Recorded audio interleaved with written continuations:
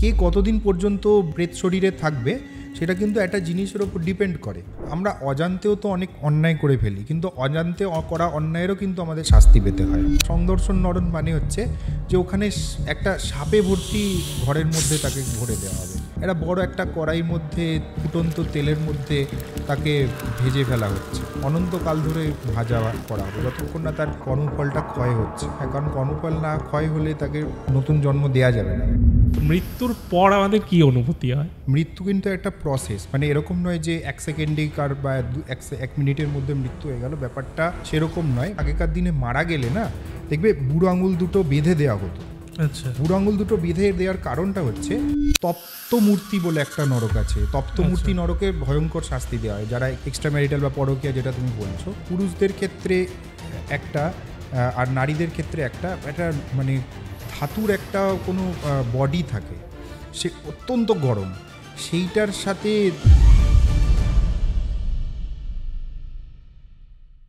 মৃত্যুর পর আমাদের জীবন কেমন হয়, এই জীবনে আমাদের কোন কর্মের ফলে মৃত্যুর পর কোন শাস্তি আমাদের জন্য লেখা আছে, এছাড়াও কর্ম এবং কর্মফল মৃত্যুর আগে এবং মৃত্যুর পরে কি কি হয়, আজকে এই সমস্ত বিষয় নিয়েই পডকাস্ট। আজকে আমাদের সাথে রয়েছেন রাজদীপ সাহা। রাজদীপ দাকে অলরেডি আমাদের একটি পডকাস্টে দেখেছেন, যেটি স্বপ্ন নিয়ে। আর আজকের পডকাস্টটি মৃত্যুর পর, মানে কি বলবো, আপনি যদি ভুল কর্ম করে থাকেন বা আপনার কর্মের ফলে কাউকে আঘাত দিয়ে থাকেন, তাহলে মৃত্যুর পর আপনার জন্য কি কি শাস্তি অপেক্ষা করছে সেই নিয়ে, অর্থাৎ গরুড় পুরাণ নিয়ে। চলুন বেশি কথা বলবো না, আজকের পডকাস্টটি শুরু করা যাক। Rajdeep Saha on UTS.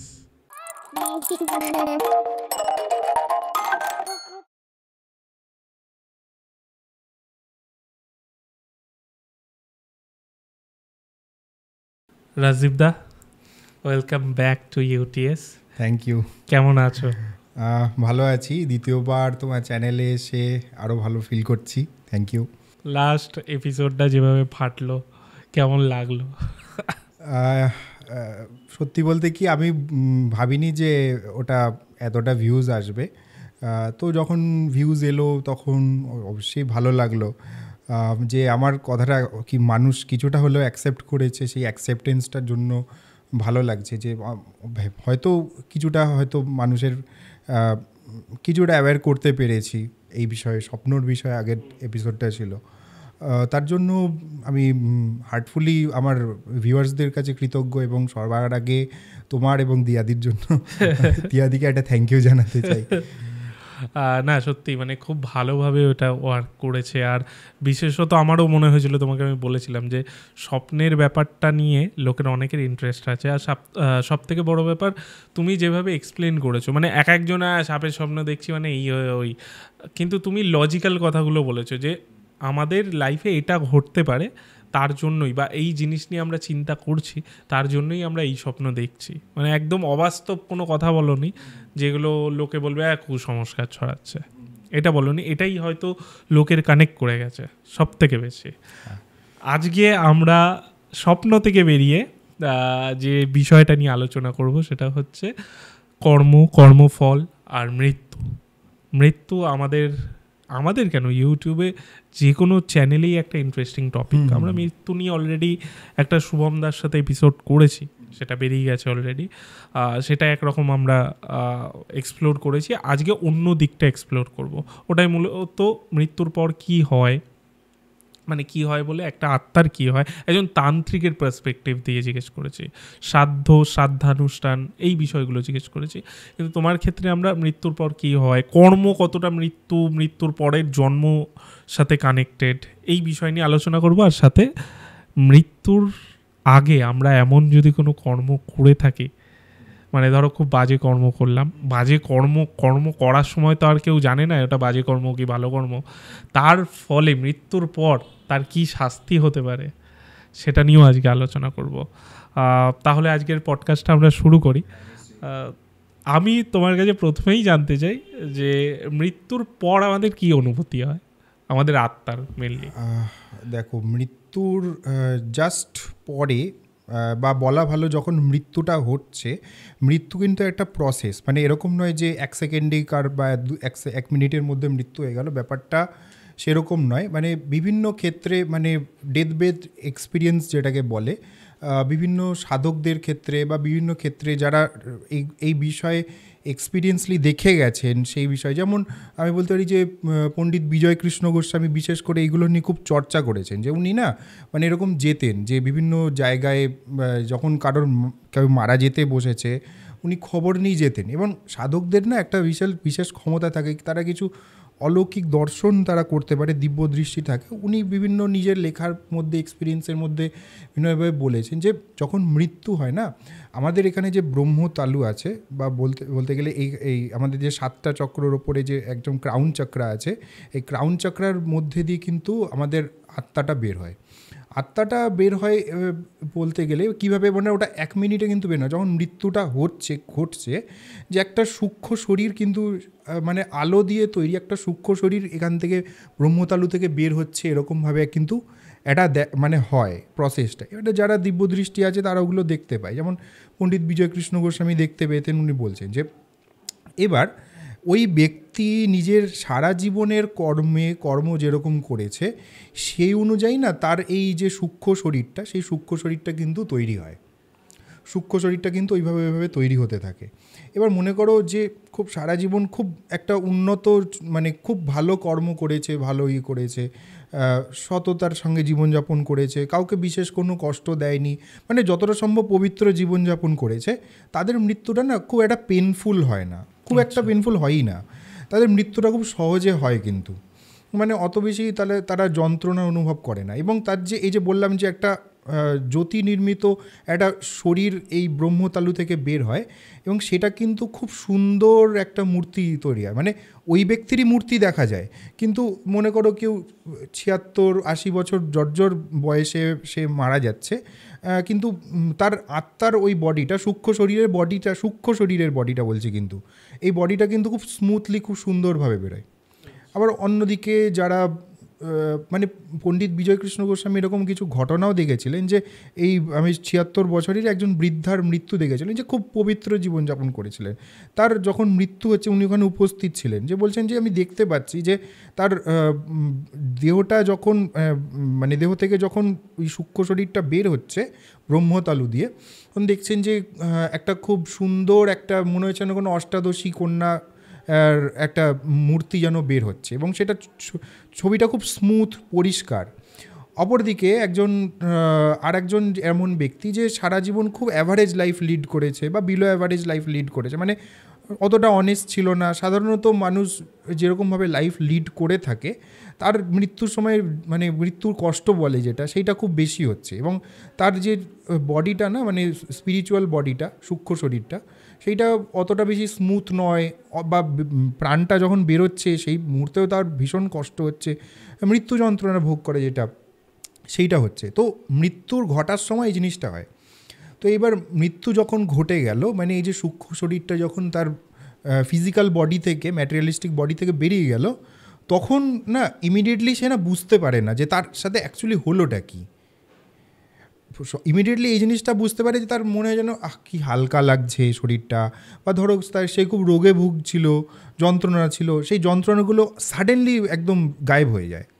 তো সেইগুলো হঠাৎ সে ফিল করতে পারে না, শরীরটা খুব মনে যেন কি হালকা লাগছে, শরীর মাথা মন কি হালকা লাগছে। ও প্রথমে তো বেশ কয়েকটা মুহূর্ত পর্যন্ত তো বুঝতেই পারে না যে কী পরিবর্তন হলো। হ্যাঁ, তারপর দেখে যে আশেপাশে যারা ব্যক্তিরা আছে তারা আমাকে দেখতে পাচ্ছে না কেন, আমাকে আমার ডাকাডাকি করে। হ্যাঁ, ধরো তার স্ত্রী আছে, ছেলে মেয়ে আছে, বা মা বাবা আছে, ডাকাডাকি করে যে কী হলো, আমাকে মানে শুনতে পাচ্ছ না কেন, আমি তো এখানেই আছি। এগুলো মানে তারা করে, কিন্তু আস্তে আস্তে বুঝতে পারে যে না, একটা বড় কোনো পরিবর্তন ঘটে গেছে, বড় পরিবর্তন ঘটে আছে। এবং কিছু কিছু ক্ষেত্রে এরকমও করে যে তারা আবার ফোর্সফুলি ওই ফিজিক্যাল বডির মধ্যে ঢুকতে চেষ্টা করে, মানে ভাবে যে আমি যদি আবার বডির ভেতর ঢুকে যাই আমি মনে আবার বেঁচে উঠবো, এইরকমও কিন্তু ওরা মনে করে। কিন্তু ব্যাপারটা কিন্তু অতটা সহজ নয়, মানে খুব উন্নত মানে তন্ত্রক্রিয়া যদি সে না জেনে থাকে, আবার ফিজিক্যাল বডিতে কিন্তু সে ব্যাক করাটা কঠিন হয়।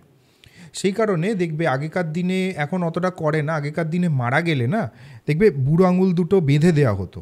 আচ্ছা, বুড়ো আঙুল দুটো বেঁধে দেওয়ার কারণটা হচ্ছে যে মানে প্রাণটা বের হয় হচ্ছে আমাদের মাথা থেকে, বা দেখবে প্রাণ যখন বেরোয় না, প্রাণবায়ুটা মুখ থেকে বেরোয়, যেন মুখ হাঁ হয়ে যায়, হ্যাঁ বেরোয়, কিন্তু প্রবেশ করে কিন্তু মানে উপস্থ মানে যার স্ত্রীদের ক্ষেত্রে যোনি, পুরুষদের ক্ষেত্রে লিঙ্গের মাধ্যমে কিন্তু প্রবেশ করে। এই কারণে ওই বুড়ো আঙুল দুটো কিন্তু বেঁধে দেওয়া হয়, যাতে ওই জায়গাটা কিছুটা হলেও বন্ধ থাকে, প্রবেশ না করতে পারে। এই সায়েন্সটা কিন্তু আগেকার দিনে লোকেরা জানতো, ওই জন্য বেঁধে দেওয়ার প্রক্রিয়াটা ছিল, বা না জানলেও প্রক্রিয়া যেহেতু আছে, এতদিন ধরে নিয়ম চলে এসছে, ওই জন্য বেঁধে দেওয়া হতো। তো এই কারণে কিন্তু প্রেত শরীরকে বাধা দেয়া আর কি হয়, যে এই ইয়েটা। তো এই রকম এক্সপিরিয়েন্স কিন্তু মোটামুটি সবারই প্রাণ যাওয়ার পর হয়। কিন্তু যারা মোটামুটি পরলোক চর্চা, প্রেত চর্চা করেছে, যে মানুষের মারা যাওয়ার পরে অ্যাকচুয়ালি কী ঘটে, তাদের কিছুটা এক্সপিরিয়েন্স থাকে, নলেজ থাকে, যে তারা এই জিনিসগুলো ঘটেছে জানে। তো তাদের ক্ষেত্রে মেনে নেওয়াটা অত বেশি কষ্টকর হয় না, তার কারণ হচ্ছে জানে বলে তারা কিছুটা মেন্টালি হলেও প্রিপেয়ার থাকে। তো সেই জিনিসটা আর কি দেখে। আবার অনেকে দেখে যে তার মৃত আত্মীয় স্বজন, বন্ধুবান্ধবদের দেখে। আচ্ছা, হ্যাঁ, কারণ তারাও তো মারা গেছে, তারা হয়তো তখনও সূক্ষ্ম শরীরে আছে, নতুন জন্ম পায়নি, তারা এখনও পর্যন্ত প্রেত শরীরে ঘুরে বেড়াচ্ছে। কারণ এরকম কোনো নির্দিষ্ট টাইম পিরিয়ড থাকে না যে কাউকে এতটা সময় প্রেত শরীরে থাকতে হবে, কাউকে থাকতে হবে না, বা জন্মের সঙ্গে সঙ্গেই মৃত্যুর সঙ্গে সঙ্গেই যে আবার নবজন্ম হয়ে গেল, এরকম কিন্তু মানে হয় না। এরকম কোনো সার্টেন নিয়ম নেই যে একে এতটা সময় প্রেত শরীরে থাকতে হবে বা হবে, এরকম কিন্তু হয় না। মানে সেটা কয়েকশো বছর, কয়েক হাজার বছর পর্যন্তও কিন্তু হতে পারে, আবার হয়তো কয়েকদিন পরেই হতে পারে। বিষয়টা হচ্ছে কে কতদিন পর্যন্ত মানে প্রেত শরীরে থাকবে, সেটা কিন্তু একটা জিনিসের ওপর ডিপেন্ড করে। কীরকম, যে প্রচণ্ড পরিমাণে মানে ম্যাটেরিয়ালিস্টিক জীবনে আসক্ত ব্যক্তি প্রেত শরীরে বেশি দিন পর্যন্ত, তত বেশি দিন পর্যন্ত থাকে। আচ্ছা, যেহেতু তাদের একটা ইচ্ছে চাহিদা বেশি, ইচ্ছে চাহিদা, আসক্তি, মেন কথা হচ্ছে আসক্তি, সংসারের প্রতি আসক্তি, টাকা পয়সা, বাড়ি গাড়ি, বউ বাচ্চা, স্বামী, হ্যাঁ, সাজগোজ, শরীর, সবচেয়ে বেশি আকর্ষণ মানে আসক্তি কিন্তু আমাদের বডির উপরেই থাকে। যে যাই বলুক, বডির ওপর আসক্তি কিন্তু সবচেয়ে বেশি ইয়ে থাকে। ওই জন্য দেখবে খুব মানসিকভাবে খুব স্ট্রং ব্যক্তিও না, তার যদি হয়তো শরীরে কোনো জটিল রোগ টোগ ধরা পড়লো, তারা দেখবে খুব ভেঙে পড়ে। হয়তো অন্য কোনো কিছুতে ভেঙে পড়ে না, হয়তো তার অনেক টাকা পয়সার লস হয়ে গেছে, দারিদ্র জীবনযাপন করছে, খুব একসময় খুব অবস্থাপন্ন ছিল, কোনো কিছুতেই ভেঙে পড়ে না, একটা কনফিডেন্স বজায় থাকে। কিন্তু রোগ ব্যাধি হলে, মানে আলটিমেটলি মৃত্যু মানে তো ফিজিক্যাল বডিটার মৃত্যু, হ্যাঁ, সেইটার ভয় না মোটামুটি সবাই পায়। কারণ এই 84 লক্ষ জনি পেরিয়ে এসে তার বেসিক একটা আসক্তি কিন্তু শরীরের উপরেই থাকে। মানুষ যাই হোক, শরীরের প্রতি আসক্তি সবচেয়ে বেশি থাকে। তো সেইটা যখন নষ্ট হওয়ার ভয় হয়, তখন কিন্তু তার আসক্তি সবচেয়ে বেশি থাকে, শরীরের প্রতি আসক্তি সবচেয়ে বেশি। তো এই আসক্তি, সংসারের প্রতি আসক্তি, এই ম্যাটেরিয়ালিস্টিক ওয়ার্ল্ডের প্রতি আসক্তি যার যত বেশি থাকে, প্রেত জীবন কিন্তু তার তত লম্বা হবে। আর আসক্তি যত কম থাকবে, তত কিন্তু মানে তত প্রেত শরীর তত কম সময় পর্যন্ত থাকবে। এবং আরও একটা জিনিসের ওপর নির্ভর করে, সেটা হচ্ছে ধরো সে কোনো একটা গর্হিত খুব খারাপ কোনো কাজ করে মারা গেছে, তার একটা কর্মফল ভুগতে হয়। তো সেই কর্মফলটা না এই প্রেত জীবনে ভুগতে হয়। প্রেত জীবনটা অ্যাকচুয়ালি খুব কষ্টের হয়। প্রেত জীবনটা খুব কষ্টের। কীরকম কষ্টের, যে যখন বেঁচে ছিল, ফিজিক্যাল বডিটা ছিল আর কি, তখন সে ফিজিক্যাল বডিটাকে ইউজ করে অনেক নিজের যে ইন্দ্রিয় তৃপ্তি সেগুলো করতে পারত। সাপোজ কেউ মাংস খেতে খুব ভালোবাসে, সেটা ফিজিক্যাল বডিটা আছে বলেই তো সে মাংসটা খেতে পারছে, কিন্তু প্রেত শরীরে তো আর সেটা সম্ভব নয়। কিন্তু ইচ্ছাটা, কামনার বাসনাটা কিন্তু থেকে যাবেই, কারণ কর্মফল কিন্তু প্রেত শরীরেও ছাড়বে না ওকে।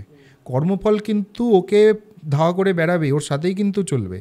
কর্মফল আছে তার মানে তার প্রবৃত্তিও আছে, প্রবৃত্তি আছে তার মানে ইচ্ছাগুলোও আছে, মাংস খাওয়ার ইচ্ছা আছে, টাকা পয়সা ইনকাম করার ইচ্ছা আছে, যৌনতা করার ইচ্ছা আছে, সব ইচ্ছাগুলোই বর্তমান আছে, কিন্তু শরীরটা নেই, করতে পারছে না। এইটা একটা বিরাট বড় কষ্ট প্রেত শরীরের ক্ষেত্রে। মানে সেটা আমরা এই ফিজিক্যাল বডি নিয়ে বসে বুঝতে পারবো না। প্রেত শরীরে এই কষ্টটা মানে অকল্পনীয় কষ্ট হয় প্রেত শরীরে যখন কেউ থাকে, প্রেতাত্মা হয়ে থাকে। তো সামনে সে দেখবে সব কিছু ঘটছে, মানে মনে করো সে খেতে খুব ভালোবাসে, হয়তো কোনো জায়গায় খাবার দাবার খুব সুন্দর খাবার দাবার সাজানো আছে, সেই সেখানে ঘুরঘুর করবে, তার প্রচণ্ড খেতে ইচ্ছা হবে কিন্তু খেতে পারবে না। এই কারণে এদের কষ্টটা আরও বিষয়, প্রেত জীবন খুব কষ্টের হয়।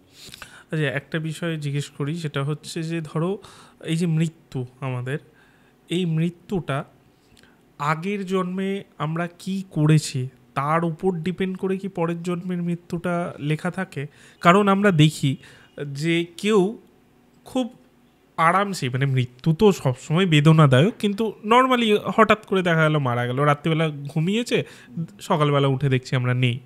আবার কেউ খুব কষ্ট পেয়ে মারা যাচ্ছে, মানে ধরো ক্যান্সার হয়েছে, কেমোথেরাপি চলছে, সে জানে, মানে যা শরীরের কন্ডিশন জানে সে বাঁচবে না, কষ্ট পাচ্ছে, কিন্তু সেই মৃত্যুটাও আসছে না। আসছে কখন? যখন একদমই তার শরীরে আর কিছু নেই, মানে যত কষ্ট ভুগে নিয়েছে তারপর। তো এটা কোথাও কি আগের জন্মের কোনো কার্মিক রিলেশনের জন্য পরের জন্মের মৃত্যু হয়? শুধু আগের জন্ম না, আগের যত জন্ম আছে তার একটা কিউমুলেটিভ এফেক্ট হয়। তার কিন্তু কিউমুলেটিভ এফেক্টে শুধু মৃত্যু না, আমাদের জীবনে সব কিছুই নির্ধারিত হয়। আচ্ছা,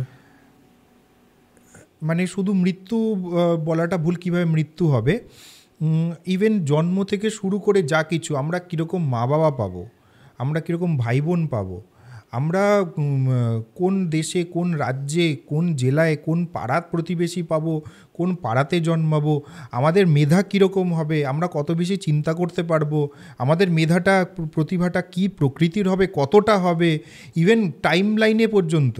মানে ধরো আমি বলছি যে আজকের জন্মানো ভালো নাকি ব্রিটিশ ইন্ডিয়াতে বাংলায় জন্মানো ভালো, অবশ্যই এখন জন্মানো বেশি ভালো।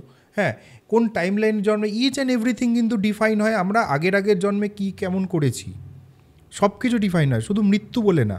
হ্যাঁ, মৃত্যু তো বটেই, মৃত্যু একটা অত্যন্ত গুরুত্বপূর্ণ মানে ইভেন্ট আমাদের লাইফে।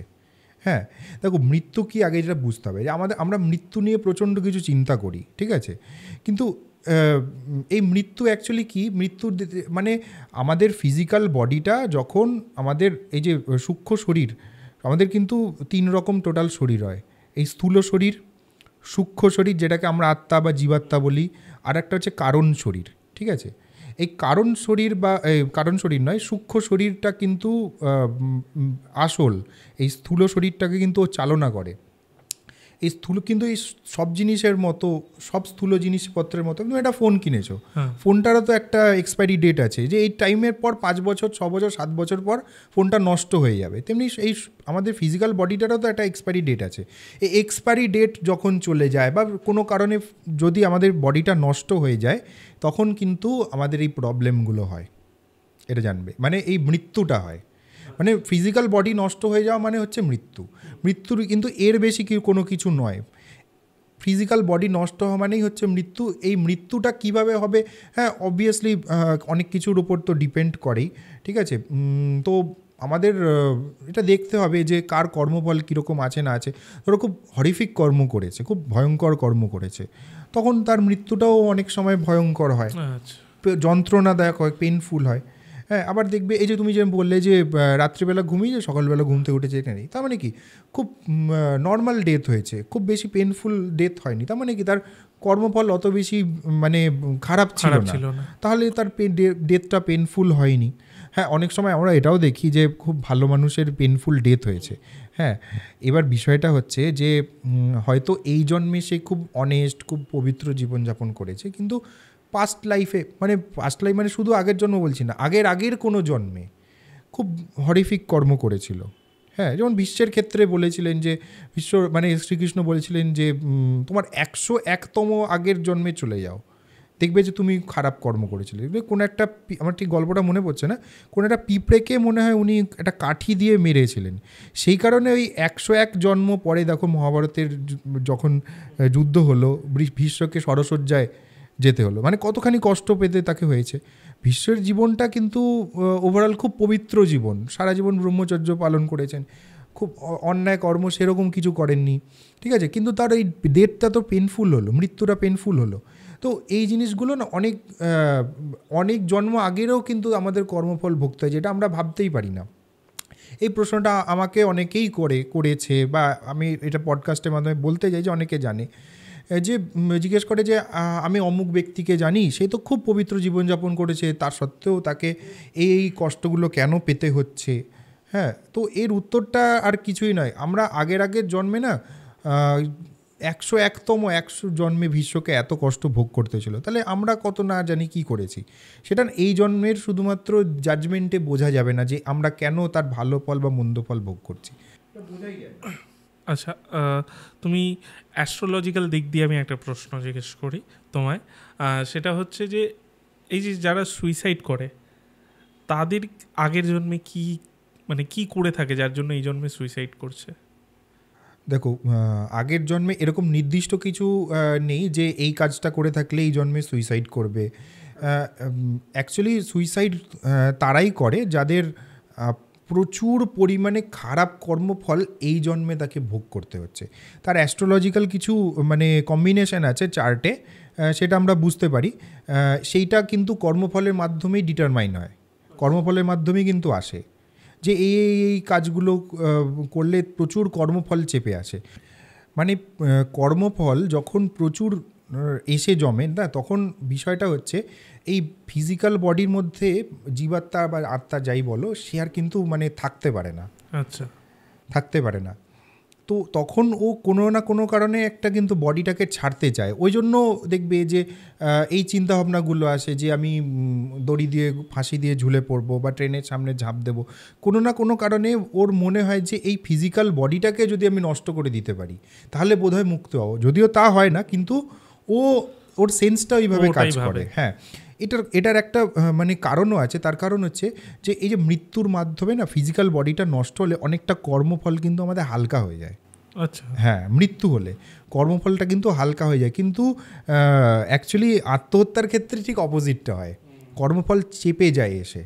তার কারণ হচ্ছে দেখো, প্রত্যেকটা ব্যক্তি একটা সার্টেন টাইম পিরিয়ড অবধি কিন্তু এই ফিজিক্যাল বডিটা ইউজ করার জন্য এসেছে, যেটাকে আমরা আয়ু বলি আর কি। সার্টেন টাইম পিরিয়ড অবধি এই বডিটাকে ইউজ করার জন্য এসছে। মনে করো ফর এক্সাম্পল কেউ 60 বছরের আয়ু নিয়ে এসছে, 50 ইয়ার্সে সে সুইসাইড করলো, তার মানে কি 10 বছর তাকে কিন্তু এই কর্মফলটা ভোগ করতে হবে। সেজন্য প্রেত শরীরে তাকে কিন্তু অত্যাধিক কর্মফল ভোগ করতে হবে। 10 বছর তো করতেই হবে, যে 10 বছর ওর এখনও পর্যন্ত ক্যারি ফরওয়ার্ড বাকি ছিল, ওই 10 বছর কিন্তু তাকে ভোগ করতেই হবে। প্লাস প্রেত শরীরে যতটা ভোগ করার ছিল ততটা ভোগ করতেই হবে। এবার পরবর্তী জন্মে তার কর্মফল তো অবশ্যই চাপ চেপে যাবে, সেগুলো আমরা অ্যাস্ট্রোলজিক্যাল কিছু কম্বিনেশন দেখে বুঝতে পারি। আমি বলছি যে কি এমন থাকলে, এটা কি অন ক্যামেরা বলা যাবে যে কি এমন থাকলে তোমরা ভাবো যে এর সুইসাইড করার চান্সেস আছে? আর তার কি 100% হয়? তুমি কি দেখেছো যে এর চান্সেস আছে আর সে করেছেও না? ওটা অনেক সময় ওই বলে না ফাড়া কাটিয়ে দিলে আর হয় না, ফাড়া তো কাটানো যায় না, ওই সময়টা সাবধান থাকলে আর হয় না, এরকমও হয়। দেখো, যতদূর আমার নলেজ আছে ফাড়া পুরোপুরি কাটে না। আচ্ছা, হ্যাঁ, মনে করো কারোর ফাড়াতে পা কাটা যাওয়ার কথা ছিল, ফাড়া কাটালো কি কর্মফলটা কিছুটা লুজেন আপ করে দিল, কিছুটা হালকা করে দিল কোনো কিছু ক্রিয়াটিয়া করে। হ্যাঁ, তো তাতে কি হয়, পাটা কাটা যাবে না ঠিকই, তাতে পাটা অ্যাক্সিডেন্ট হয়তো ভাঙবে। হ্যাঁ, তাকে হয়তো 1 মাস 2 মাস বিছানায় শুয়ে থাকতে হবে, পাটা কাটা যাওয়ার থেকে তো ভালো। তো এই জিনিসটা হয়। এবার তোমার যেটা প্রশ্ন ছিল যে সুইসাইড করবে কিনা, বোঝা যায় কিনা, না আমি এরকম দেখিনি যে এর চোখে দেখেছি সুইসাইড করেছে, এরকম আমি দেখিনি। তবে কিছু কম্বিনেশান আছে, আমি আমার দেখা ব্যক্তিগত দেখা না, কিছু কম্বিনেশান অবশ্যই আছে। যেমন অষ্টমপতি দ্বাদশপতির সংযোগ যদি লগ্নে থাকে বা লগ্নপতির সাথে খুব দুর্বল হয়, তাহলে তার একটা টেন্ডেন্সি থাকবে যে তার কোনো না কোনো অ্যাক্সিডেন্টাল ডেথ, অ্যাক্সিডেন্টাল ডেথ বলতে আমি বলছি যে প্রিম্যাচিওর ডেথ, অকাল মৃত্যু ঘটার যোগ কিন্তু তার খুব বেড়ে যায়। আমি এটা একটা বেসিক একটা ফর্মুলা বললাম, আর অনেক কিছু দেখতে হয়, আর অনেক কিছু ছকের মধ্যে বিচার করে দেখতে হয়। আমি অতটা ডিটেলসে আমি বলতে পারবো না। হ্যাঁ, তো এটাই। এই ধরো কেউ আবার মার্ডার করছে, হ্যাঁ, তাদের তো কর্মফল কর্ম তো খুবই বাজে, কারণ কাউকে খুন করছে, তো তাদের ক্ষেত্রে কি হয়? দেখো, মৃত্যুর পরে কি হয় জিজ্ঞেস করছো? মৃত্যুর পরে না, মানে তাদের এই যে কর্মফলটা তারা বাজে একটা কর্ম করছে, তার কর্মফল কি কি হতে পারে, মানে পরবর্তী জীবনে বা তারপরই? দেখো, শুধু মার্ডার বলে না, যে কোনো ধরনের অপরাধ করলে না, সে অ্যাকচুয়ালি নিজের পায়ে নিজেই কুড়ুল মারে। কারণ তার এই কর্ম ঋণ জমে যাচ্ছে। মনে করো কোনো একজন ব্যক্তিকে হত্যা করলো, তাহলে যাকে হত্যা করলো না, তার কর্মফলের অনেকখানি ভাগ তার মাথায় এসে পড়লো। আচ্ছা, তার ঘাড়ে এসে পড়লো। এবার ওই জন্মে হোক বা পরের কোনো জন্ম হোক, নেক্সট জন্মেই যে হবে তার কোনো মানে নেই, পরের যে কোনো জন্মে হোক, ওই যে ব্যক্তিকে হত্যা করেছে তার কর্মফল কিন্তু তার ঘাড়ে এসে চাপবে, তার ভোগ্য কর্মগুলো কিন্তু তার এসে জমবে। এবং যে হত্যা হলো, মানে যে মারা গেল, তার কিন্তু কর্মফল অনেকটা কমে গেল, কিন্তু তার উল্টে ভালো হলো। হ্যাঁ, উল্টে কিন্তু ভালো, মানে কর্মফলের দিক থেকে মানে হত্যা হওয়া ভালো নয়, হ্যাঁ, অবশ্যই তার একটা যন্ত্রণাদায়ক মৃত্যু হলো, কিন্তু এই মানে কর্মের ব্যালেন্সটা কিন্তু এইভাবেই হয়। কর্মের ব্যালেন্সটা কিন্তু এইভাবে কাজ করে যে ওর কর্মফল এর ঘাড়ে এসে চাপলো, এইভাবে আসে। এবার ধরো মার্ডার হলো না, কিন্তু এই যেটা বলছিলে যে অ্যাক্সিডেন্ট হলো, সেক্ষেত্রে সে তো জানতো না তার অ্যাক্সিডেন্ট হবে, আচমকাই হয়ে গেল, তার ক্ষেত্রে আমি বলবো যে মানে কর্মফলের এটা তো কিছু নেই, তার কারণ হচ্ছে সেই নিজের কর্মফলেই এই অ্যাক্সিডেন্ট কর্মফলেই হয়েছে। হ্যাঁ, ও নিজের কর্মফলে হয়েছে। অ্যাক্সিডেন্ট সবসময় নিজের শুধু অ্যাক্সিডেন্ট, সব কিছুই।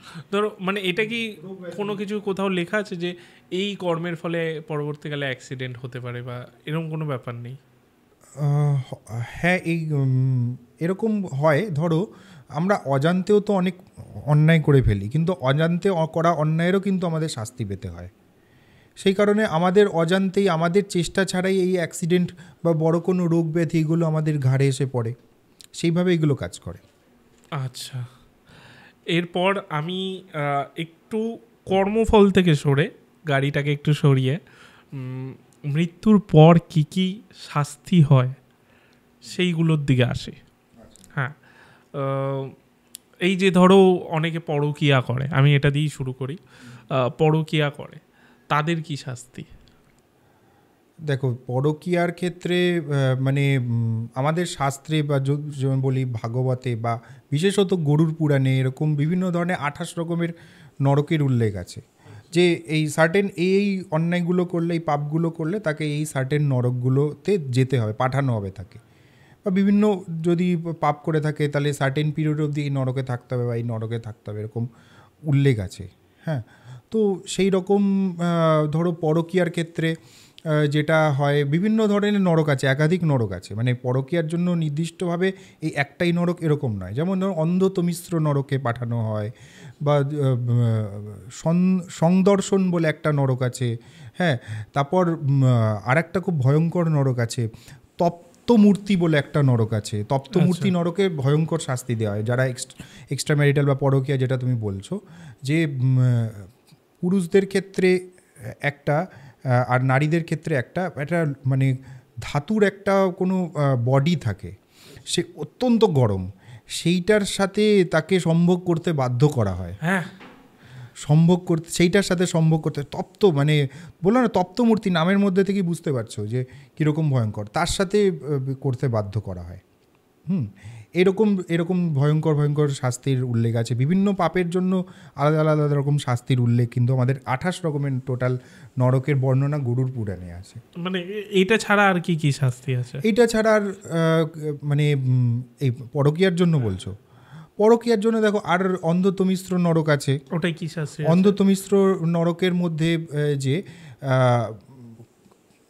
দীর্ঘদিন পর্যন্ত ক্ষুধা তৃষ্ণাতে ফেলে রেখে তাকে একটা কি বলবো, প্রচণ্ড রকমের কাঁটাওয়ালা একটা মানে গাছের মধ্যে তাকে বেঁধে রাখা হবে, এবং সেই গাছটার মধ্যে তাকে টানা হবে, তাতে তার শরীর ক্ষতবিক্ষত হবে, কিন্তু মৃত্যু হবে না। কারণ মৃত্যু তো শুধুমাত্র মৃত্যু লোকে ঘটবে, মানে যেখানে আমরা আছি মৃত্যু লোকে ঘটবে, কিন্তু ওখানে তো প্রেত শরীরের তো কখনো মৃত্যু হবে না, কিন্তু যন্ত্রণা ভোগ করতে হবে। হ্যাঁ, অত্যন্ত যন্ত্রণা ভোগ করতে হবে। এবং ওই যমদূতেরা, যমদূতেরা বা যমরাজের যারা কর্মী আছে তারা অত্যন্ত প্রহার করবে, কাঁটাওয়ালা মুগুর টাইপের দিয়ে প্রহার করবে। এই ধরনের বিভিন্ন ধরনের অত্যন্ত ভয়ঙ্কর ঘৃণ্য রকমের শাস্তি আছে। এছাড়াও আরও অন্যান্য বিভিন্ন ধরনের পাপের শাস্তি আছে, তার বিভিন্ন ধরনের কিছু শাস্তি আছে। বিভিন্ন ধরনের পাপের শাস্তি বলতে গিয়ে আমার মনে পড়লো, যেমন ধরো এখন একটা জিনিস দেখবে যে প্রচণ্ড রকমের বিকৃত কামনা বাসনার একটা খেলা কিন্তু চলছে। হ্যাঁ, যেমন ধরো স্বামী স্ত্রী প্রচণ্ড পরিমাণে বিকৃত কামনা বাসনা, যেমন আমি অন ক্যামেরা বলতে একটু হেজিটেটই করছি, যে বিকৃত কামনা বাসনা যেগুলো করা হয়, যেমন পর্ন ইন্ডাস্ট্রিতে যেরকম দেখা যায় আর কি, মোটামুটি অ্যাডাল্টরা সবাই জানে বিষয়গুলো। তো এই ধরনের যারা কাজকর্ম করে তাদের জন্য লালাভাক্সা বলে একটা আলাদা কিন্তু নরকের উল্লেখ আছে। মানে স্বামী স্ত্রী করলেও সেটা, স্বামী স্ত্রী করলেও সেটা, আচ্ছা স্বামী স্ত্রী করলেও সেটা হবে। মানে ওই বিকৃত যৌনতা কামনা, যেগুলো আমার অন ক্যামেরা বলতে একটু হেজিটেশনই হচ্ছে, মানে যারা অ্যাডাল্ট তারা বুঝে যাবে ব্যাপারটা। হ্যাঁ, তো এই বিকৃত কামনা বাসনার যারা করছে আর কি, তাদের ক্ষেত্রেও কিন্তু এই লালাভাক্সা বলে এক ধরনের মানে নরকের উল্লেখ আছে, যেখানে কি হয় যে একটা পুঁজ, রক্ত, বীর্য, ইভেন মেনস্ট্রুয়েশনের পরে যে লিকুইডটা বেরোয় মেনস্ট্রুয়েশনের সময়, সেই লিকুইডে ভর্তি একটা নদী থাকবে। সেই নদীতে তাকে নিক্ষেপ করাবে এবং সেগুলো গিলতে তাকে বাধ্য করাবে ফোর্সফুলি। মানে এরকম নরকের কথা তুমি চিন্তা করতে পারছো? মানে আমাদের ঋষির মুনিরা কত বেশি অ্যাডভান্স ছিলেন যে এই জিনিসগুলো, তারা তত্ত্বগুলো তখন জানতে পেরেছিলেন। হ্যাঁ, তো এই ধরনের যন্ত্রণা ভোগ কিন্তু নরকের উল্লেখ আছে আমাদের গরুর পুরাণে।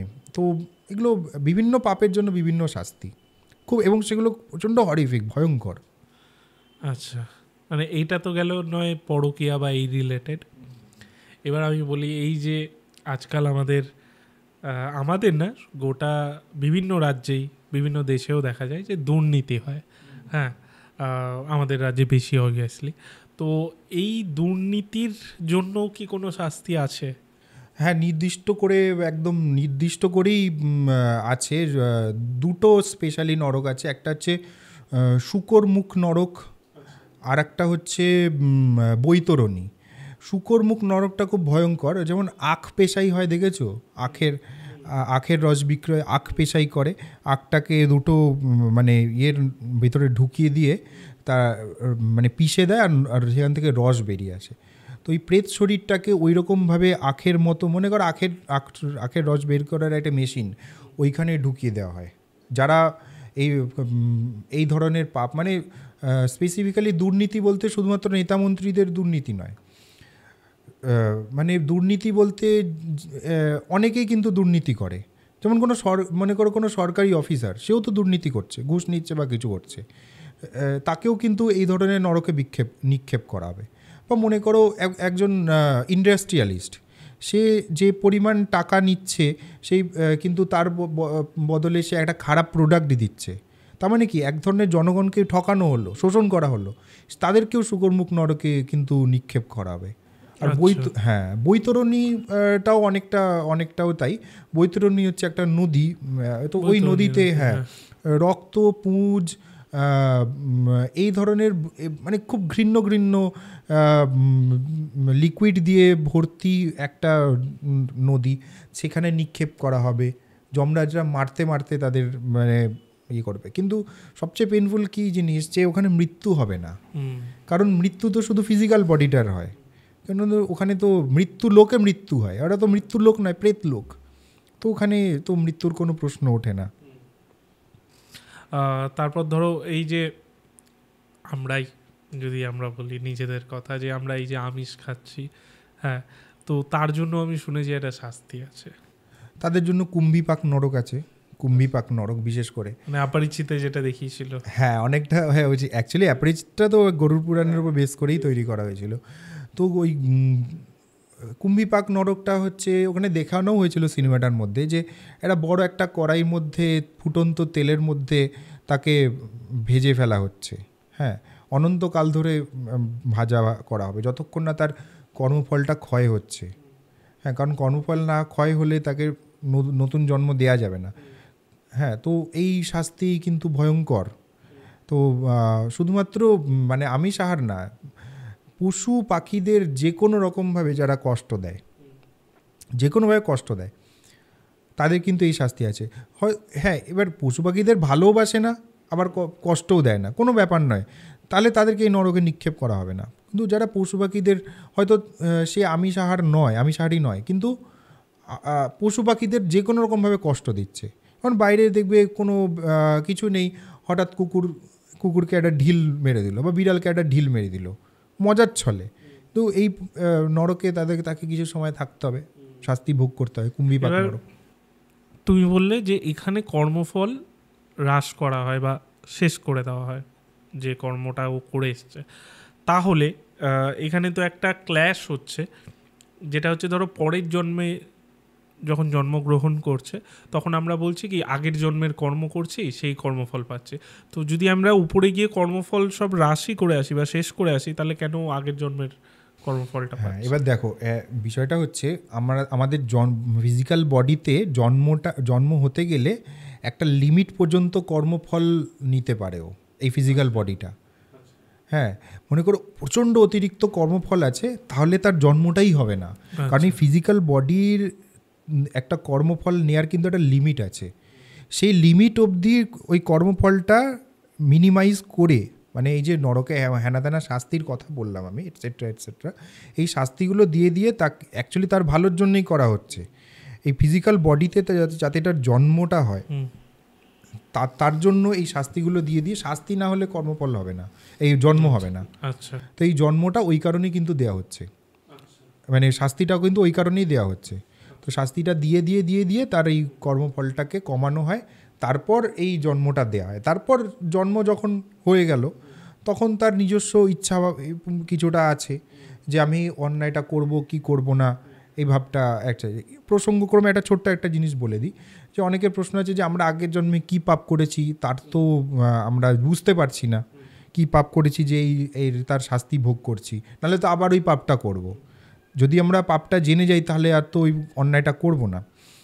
বিষয়টা হচ্ছে এই পুরো জগৎটা, ইউনিভার্সটা বানানো হয়েছে কিন্তু কি বলবো, কর্মফলের সিদ্ধান্তে, যাতে জন্ম মৃত্যু এই জিনিসটা চলতে থাকে, এই জন্য কিন্তু বানানো হয়েছে।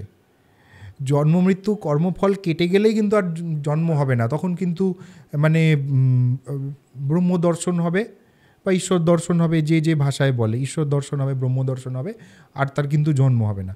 তার আগে পর্যন্ত কিন্তু এই খেলাটা চালিয়ে যাবে। এবং দুঃখের বিষয়, ঈশ্বর নিজেই কিন্তু এই খেলাটা বানিয়েছেন, জন্ম মৃত্যুর কর্মফল এই জিনিসগুলো বানিয়েছেন যাতে এই ইউনিভার্সটা চলতে থাকে। জন্ম মৃত্যুর খেলা, মনে করো কেউ জেনে গেল যে তার এই জন্মে আগের এই পাপগুলো করেছে বলে, অন্যায়গুলো করেছে বলে সে আর সেই জন্মে এই পাপগুলো ভোগ করছে, এই কর্মফলগুলো ভোগ করছে, তাহলে কী হবে, সে তো আর ওই কাজগুলো করবে না। তার ফলে কি কর্মফল আস্তে আস্তে কমতে থাকবে। কর্মফল আস্তে আস্তে কমতে কমতে কী হবে, একসময় কর্মফল জিরো হয়ে যাবে। তখন কী হবে, কর্মফল যখনই জিরো হয় তখন আর তার জন্ম হয় না, তখন তার ঈশ্বর দর্শন হয়। এইভাবে যদি সবাই জেনে যায় তা সে কী আগের জন্মে পাপ করেছে এবং নিজেকে রেকটিফাই করে নেয়। কথাগুলো শুনতে খুব মানে একটু উইটি লাগলেও বিষয়টা কিন্তু এটাই, যে কর্মফল কেউ যদি জেনে যায় তাহলে তো আর সে কাজই মানে সে অন্যটাই করবে না। কর্মফলের সিদ্ধান্তটাই নষ্ট হয়ে যাবে, আর পৃথিবীতে কোনো জীবের জন্ম হবে না, আর ইউনিভার্সটাও থাকবে না। এবার আমি আবার একটু ওই দিকে, শাস্তির দিকেই আবার চলে আসি, আমরা অন্যদিকে চলে যাচ্ছিলাম। এই যে চুরি করছে, মার্ডার করছে, এদের জন্য কি শাস্তি লেখা? দেখো, চুরি মার্ডার এগুলো এক্সক্লুসিভলি কোনো একটা নরক নেই। বিভিন্ন কারণে মানুষ চুরি করে, বিভিন্ন কারণে মার্ডার করে, এই বিভিন্ন ধরনের, যেমন তমিশ্র নরক, অন্ধতমিশ্র নরক, সন্দর্শন, তারপর সংদর্শন মানে অ্যাকচুয়ালি সাপের দংশন। হ্যাঁ, সাপের দংশন মানে মনে করো যারা কোনো গণহত্যা করেছে, মানে একসাথে বহু মানুষের মৃত্যুর কারণ হয়েছে, সেটা তো একরকম মার্ডার, শুধু মার্ডার নয়, ওটা গণহত্যা, জেনোসাইড। এই করলো, তাদের ক্ষেত্রে ওই সংদর্শন নরক মানে হচ্ছে যে ওখানে একটা সাপে ভর্তি একটা ঘরের মধ্যে তাকে ভরে দেওয়া হবে, এবং সেই সাপ, এবং শুধু সাপ নয়, অন্যান্য অনেক একাধিক সরীসৃপ, তাদেরকে কিন্তু ওই মৃত ব্যক্তির আত্মাকে অনবরত দংশন করে চলবে। এবার মনে করো যে একসাথে 100টা সাপ তোমাকে কামড়াচ্ছে, তাহলে তোমার কীরকম লেভেল? একটা সাপ কামড়ালেই আমরা যেন প্রাণ বেরিয়ে যায় অবস্থা। হ্যাঁ, কিন্তু একসাথে 100 সাপ কামড়ালে কীরকম ভয়ঙ্কর যন্ত্রণা হবে চিন্তা করো, কিন্তু মৃত্যু হবে না। তো সেই শাস্তি এইভাবে আছে। এছাড়াও আরেক ধরনের শাস্তি আছে যে যারা জনগণকে, ধরো জনগণ শুধু বলবো না, কাউকে বিষ খাইয়ে মেরেছে, হত্যা করেছে, বিষ খাইয়ে হত্যা করেছে, তাদের ক্ষেত্রে একটা নরক আছে, আমি নরকটার নাম ভুলে যাচ্ছি। হ্যাঁ, সেই ক্ষেত্রে ওইখানে একটা শাস্তি আছে যে তাকে জোর করে গলিত লোহা, মানে গলিত ধাতু, গলে যাওয়া গরম ফুটন্ত লোহা গলে গেলে সেইটা তাকে ফোর্সফুলি তাকে গেলানো হবে। এটাও হতে পারে যে যারা ধরো মানে এই শাস্তিটা এখন তো আর বিষ খাইয়ে ব্যাপারটা নেই, এখন হয়েছে এই যে ব্ল্যাক ম্যাজিক করে কাউকে মেরে দিচ্ছে, বা এর ক্ষেত্রেও হয়তো হতে পারে। হ্যাঁ, দেখো ব্ল্যাক ম্যাজিক কিন্তু এটাও আছে যে সাপোজ কিছু একটা খাইয়ে দিল, হ্যাঁ, তারপর সে তার বশ হয়ে গেল, মানে যেটা বশীকরণ বলে আর কি। কিছু একটা যেমন ধরো জলের মাধ্যমে বা মিষ্টির মাধ্যমে খাইয়ে বশীকরণ, কিছু খাইয়ে বশীকরণ করলো, সেটা একই ক্ষেত্রে বিশেষ সমানই হয়। তো সেই ক্ষেত্রে তাদের এই নরকে এই শাস্তি হবে।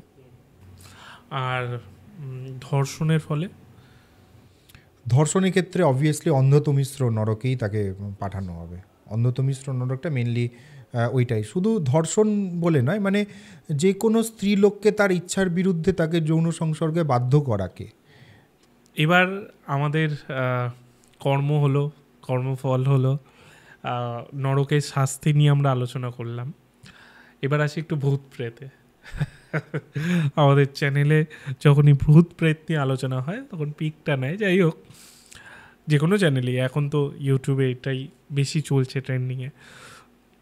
এই যে আমরা দেখি বা শুনি, এটা আমি আগেও জিজ্ঞেস করেছি অনেক তান্ত্রিককে, তোমাকেও তোমার পার্সপেক্টিভটা জিজ্ঞেস করছি, যে এই যে বলে যে রাত্রিবেলা বা দুপুরবেলা মেয়েরা চুল খোলা রাখতে নেই, মেয়েদের চুল খোলা রাখতে নেই, যেখানে সেখানে বাথরুম করতে নেই।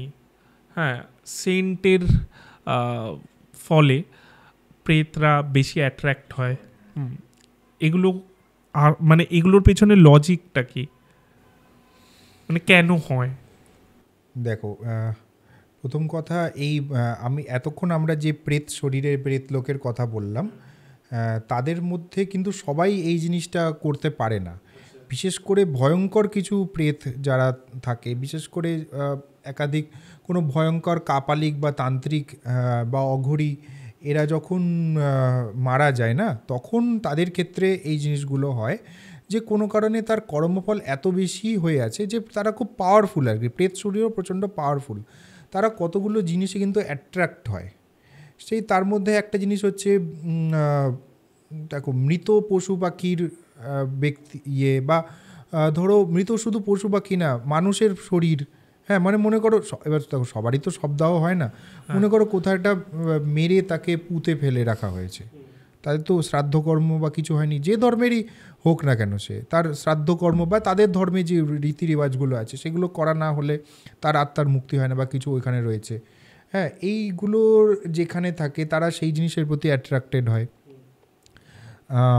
বাস্তুতে এমন কিছু জিনিস আছে যেগুলো করলে কিন্তু প্রেতাত্মারা অ্যাট্রাক্ট হয়। যেমন অনেকে আছে, আমি দেখেছি যে রাত্রিবেলা এঁঠো বাসন যদি ফেলে রাখে, এঁঠো বাসন শুধু নয়, তার মধ্যে যদি আবার কোনো আমিষের এঁঠো থাকে, অর্থাৎ মাংসর হাড় বা কাঁটা, মাছের কাঁটা এগুলো রেখে দেয়, হ্যাঁ, তাহলে সেগুলোর দ্বারা কিন্তু প্রেতাত্মারা খুব প্রচণ্ড পরিমাণে অ্যাট্রাক্টেড হয়। তারপর আরেকটা জিনিস, সুগন্ধির প্রতি অ্যাট্রাক্টেড হয়। সুগন্ধি মানে যে কোনো সুগন্ধি না, অ্যালকোহলিক যে সুগন্ধিগুলো আছে, অ্যালকোহলিক সেন্ট যেগুলো সাধারণত ব্যবহার হয়, এই অ্যালকোহলিক সেন্টের দ্বারা কিন্তু তারা অ্যাট্রাক্টেড হয়। আচ্ছা, হ্যাঁ, অ্যালকোহলিক সেন্ট, ওই জন্য সেন্ট যেটা ব্যবহার করা উচিত নন অ্যালকোহলিক করা উচিত। হ্যাঁ, আতর বা সামথিং এগুলো যেগুলো এসেন্সিয়াল অয়েল, আতর এগুলো এই ব্যবহার করতে পারে। সুগন্ধি বলতে যেগুলো অ্যালকোহলিক সুগন্ধি, মানে অ্যালকোহল একটা বিশেষ অ্যাট্রাকশন পাওয়ার কিন্তু ওদেরকে মানে আর কি দেয়, যেটুকু আমি জানি এগুলো কিন্তু দেয়। তারপর এই চুল খুলে রাখার ব্যাপারটা না, চুল হচ্ছে মানে মেয়েদের ক্ষেত্রে বলছি, চুল হচ্ছে একটা কিন্তু একটা বডিতে ঢোকার কিন্তু একটা রাস্তা। আচ্ছা, ওই জন্য চুল খুলে রেখে কোনো নির্জন স্থানে, বিশেষ করে রাত্রিবেলা নির্জন স্থানে অন্ধকার জায়গায় যাওয়াটা ঠিক নয়। তার কারণ হচ্ছে প্রেতাত্মারা ওই জায়গাগুলো বেশি পছন্দ করে, মানে এটা নির্জন জায়গা, ওরা কিন্তু খুব কোলাহল হচ্ছে এইরকম জায়গায় খুব একটা ওরা থাকতে পছন্দ করে না, ঠিক আছে? তো ওই জিনিসগুলো ওরা পছন্দ, যেখানে ওদের থাকার জায়গা সেখানে এগুলো করলে যায়। আমি একটা মেয়েকে চিনতাম, তার নাম অবশ্যই বলবো না। সে মানে আর কি তার বাড়ি ফিরতে গেলে একটা কবরস্থানের পাশ দিয়ে আসতে হয়। হ্যাঁ, তো মেয়েটা কী করেছিল, একটা কালো ড্রেস পরেছিল, পোশাকটা কালো পরে, সামথিং কালো চুড়িদার বা কিছু একটা পরেছিল, এবং অবশ্যই তার চুলটা খোলা ছিল। এবং ঘটনাচক্রে সেদিন কিন্তু অমাবস্যা ছিল, অমাবস্যার রাতও বলবো না, সন্ধেবেলা, রাস্তাটা নির্জন ছিল। ওইখান দিয়ে এসছে, আসার সময় সেরকম কিছু ফিল করতে পারিনি। বাড়িতে এসে প্রচণ্ড পরিমাণে ভমিটিং, চোখ টোক উল্টে যাওয়া এরকম, মানে, এবং কেউ মনে করতে পারে যে ওই দিন কিছু একটা হয়েছিল বা কিছু। ডাক্তারের কাছে নিয়ে গেলো, ডাক্তার কিছু বুঝতে পারছে না, ডাক্তার কিছু বুঝতে পারছে না। এবং অবশেষে ওদের বাড়িতে কাজ করতেন এক পরিচারিকা, ও এটা বলেছে যে কিছু একটা করতে গেলে, যাক আমি কুসংস্কার প্রমোট করছি না, আমি যে ঘটনাটা শুনেছি সেটাই বলছি এক্স্যাক্টলি। হ্যাঁ, তো ও মানে একজন ওঝার কাছে নিয়ে গেল, এবং ওঝা সামথিং কিছু করেছিল, তারপর সেটা হয়ে গেছিলো, এবং বলেছিল যে তুমি কখনো কিন্তু ব্ল্যাক ড্রেস পরবে না। ব্ল্যাক ড্রেস পরলে সে ব্ল্যাক ম্যাজিকের মানে he or she is very much prone two black magic. মানে তার উপর ব্ল্যাক ম্যাজিক খুব সহজে করা যায়, ব্ল্যাক ম্যাজিক বা বশীকরণ এগুলো খুব সহজে করা যায়। মানে কেউ, মানে যদি এমন কোনো ব্যক্তি আছে যে জানে, তাকে খুব সহজে করা যেতে পারে। কিন্তু এই যে এখনকার সব জেনারেশন মেয়েরা যে ব্ল্যাক আমিও পড়ি, সেক্ষেত্রে এবার আমার যেটা মনে হয় ওরাটাও ডিপেন্ড করে। আমি ওটাতেই আসছিলাম যে কারোর যদি খুব স্ট্রং হয়, ওরাটা সেটা কর্মফল থেকে, ওরা যদি কারোর খুব স্ট্রং হয়, তাহলে তাকে করতে সেরকম বড় কোনো তান্ত্রিক লাগবে, তাকে বশীকরণ করতে সেরকম বড় তান্ত্রিক লাগবে। হ্যাঁ, তো হবে না যে তা নয়, তাকে করতেও সেরকম আর কি স্ট্রং কোনো ক্রিয়া করতে হবে। তবে আমি সাজেস্ট করব যে ব্ল্যাক বা ব্রাউন এই ধরনের কালারগুলোকে মানে যতটা সম্ভব অ্যাভয়েড করা, বিশেষত রাতে অ্যাভয়েড করা। শুধু ভূত প্রেত ধরার ব্যাপারটা নয়, এই ব্ল্যাক ম্যাজিক হওয়ার ব্যাপারটাও কিন্তু তার মধ্যে চলে আসে, মানে এই জিনিসগুলো আর কি আসতে পারে। হ্যাঁ, এবার বিষয়টা হচ্ছে আমি কোনো কুসংস্কার প্রমোট করছি না, মানে অ্যাকচুয়ালি আমি নিজেও এই জিনিসগুলো জানি না, মানে আমি করিও না, জানিও না। আমি বিভিন্ন জনের মুখে যে ঘটনাগুলো শুনেছি সেই ঘটনাটা আর কি ডেসক্রাইব করলাম। ভূত প্রেত এই যে ধরো যেটা বলে যে একটা জায়গায় ধরো আমরা যখন তান্ত্রিকের ঘটনা শুনি, আমরা তো বিভিন্ন জায়গায় ঘটনা শুনি। আমাদের আর একটা চ্যানেল আছে হরার মাইন্ডস, ভাই শান্তদীপ, অবশ্যই সাবস্ক্রাইব করে নেবেন। যাই হোক, আমাদের ওই চ্যানেলে যখন ম্যাক্সিমাম ঘটনা আমরা শুনি, এক তো তান্ত্রিক কেউ চালন করেছে প্রেতদের, আর দ্বিতীয়ত শুনি যে সেই কাপল বা কেউ কোনো একটা জায়গায় গেছিলো, কিছু একটা ছিঁড়েছে বা কিছু একটা করেছে, তার জন্য ওই ভূতটা ওকে বশ করেছে বা ধরেছে। তো এইগুলো কেন করে? মানে ওর জায়গায় কিছু মানুষ তো আর জানে না অ্যাকচুয়ালি কে কোথায় আছে, মানুষ নিজের মতো করছে। ধরো কোথাও পাতা আছে, পাতা ছিল বা ফুল ছিল, বা কোথাও একটা আমাদের যেমনি একটা ঘটনা এসেছিলো, সামান্য একটা পুকুর ধারে এরকম জল ছিটিয়েছে, আর যেই জল ছেটানোটা একটা পাথরের মধ্যে বা ওখানটা পড়েছে, সেইখানে নাকি সেই পেতরা ছিল। তো সেখান থেকে ওদের পছন্দ হয়নি আর মেয়েটিকে অ্যাটাক করেছিল। হ্যাঁ, এরকম এই ধরনের মানুষ তো জানবে না, তারা তো দেখতে পাচ্ছে না। দেখো, এবার আমি আরেকটা এই উত্তরের প্রেক্ষিতে আরেকটা প্রশ্ন করি। সাপোজ আমরা না জেনেও তো এমন অন্যায় অনেক করে ফেলি, কিন্তু কেন করি? শুধুমাত্র এই ভূত প্রেতের ব্যাপারটা নয়, আমরা না জেনেও অনেক সময় কাউকে ক্ষতি করে ফেলি। হ্যাঁ, না জেনেও অনেক সময় ক্ষতি করে ফেলে তাদের থেকে নিজের বিপদ ডেকে আনি। এইগুলো ঘটে কেন? আমাদের কর্মফল আমাদেরকে ওই জায়গাটা নিয়ে যায়।